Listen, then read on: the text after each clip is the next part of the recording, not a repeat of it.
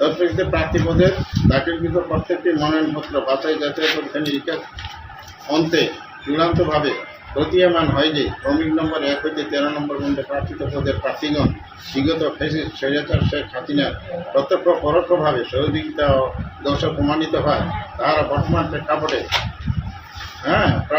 প্রার্থিত পদের জন্য অযোগ্য উপযুক্ত নন।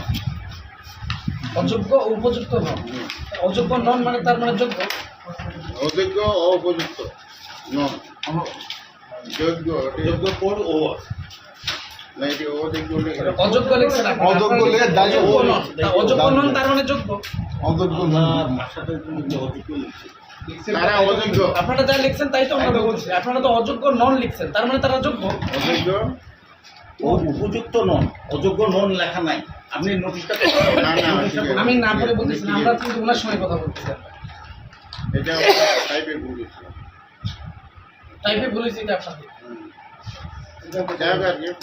অযোগ্য ও না অযোগ্য অযোগ্য একটা কথা লিখলে অযোগ্য একটা কথা শেষ।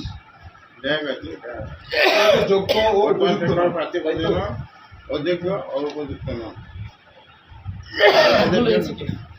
প্রার্থী পদের জন্য অযোগ্য এক কথা শেষ।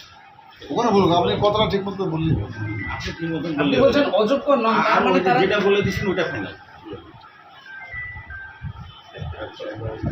ওটা ইংলিশে বলা আছে।